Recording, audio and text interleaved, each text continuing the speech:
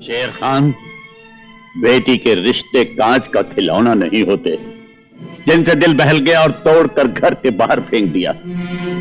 मेरी बच्ची ने ऐसा कौन सा गुनाह किया था जिसकी तूने उसे इतनी सख्त सजा दी? सजा उसे नहीं, तुझे दी है। गुनहगार वो नहीं, तू है। अब शेर खान की हवेली के साये में आ ही गया है तो जवाब भी देता जा।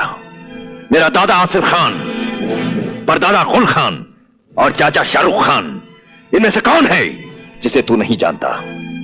इस खानदान के बेटे की जमानत मांगने की जरूरत कैसे की तूने? बोल। हक मेहर तो हमने अपने रुखसार की हिफाजत के लिए मांगा था, अपने लिए नहीं। समझी साईं, ठंडे दिमाग से अपने दिल पर हाथ रखकर सोच, क्या कोई बाप अपनी औलाद के लिए बुरा सोच सकता है? तेरी सोच में छुपी हुई खोट मैं उसी दिन समझ गया था फतेह खान। तूने सोचा कि 50 लाख रुपए और 100 एकड़ जमीन के नीचे दबकर शेर खान दफन हो जाएगा, खामोश हो जाएगा, बारात लेकर वापस लौट जाएगा। तूने मेरी जिल्लत देखनी चाहिए थी, जिल्लत। इसीलिए हक मेहर का ढोंग रचाया था तूने। बाप होने के नाते अपनी बेटी के लिए हक मेहर मांगने का हमें हक था। तेरा जो हक था हमने अदा कर दिया। अब जाकर हमारी दी हुई जमीन पर ट्रैक्टर चला, उन नोटों के तकिए बनाकर चैन की नींद सो जा। कभी अपनी लाडली बेटी को जमीन दिखा तो कभी उसे नोटों की गड्डियां सूंघा। उसके बाद तुझे एहसास होगा कि हक मेहर मांग कर बेटी की जिंदगी किस तरह महफूज हो जाती है। शायद तू ये भूल गया कि इस जमीन पर फतेह खां अकेला पैदा नहीं हुआ है, उसके साथ उसकी भला की जिद भी पैदा हुई है। कहीं मेरी जिद किसी जिद पर आ गई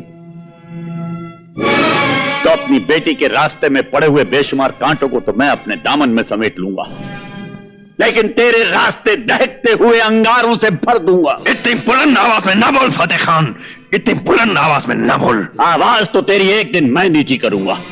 शेर की तरह गरजने वाला बिल्ली की जबान बोलेगा। तुझे फतेह खां की दहलीज पर सर झुकाकर, नाक रगड़कर मेरी बेटी फिर से मांगनी पड़ेगी।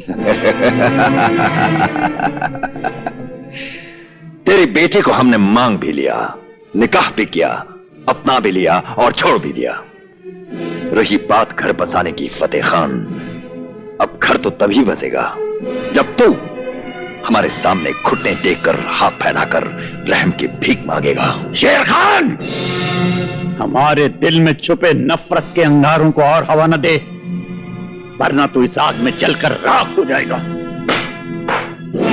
सीने में दुश्मनी के अंगारे लेकर जीने वाले को आग से डराने की कोशिश न कर फतेह खान, वो दिन कभी नहीं आएगा। अगर वो दिन नहीं आएगा शेर खान, तो तेरे घर की दीवारें धूप को तरस जाएंगी।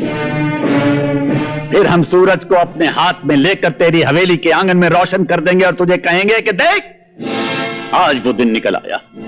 फिर तुझे नाक रगड़ने के लिए हमारे सामने झुकना पड़ेगा। एक पहाड़ का नाम है शेर खान, और पहाड़ न किसी के सामने चलकर जाते हैं, न किसी के सामने झुकते हैं। अगर ऐसा हुआ तो हम उस पहाड़ को जड़ से उखाड़ कर फेंक देंगे, जड़ से उखाड़ कर फेंक देंगे। फतेह खान, इस पहाड़ की जड़ की तलाश करते करते तेरी नस्लों की नस्लें खत्म हो जाएंगी।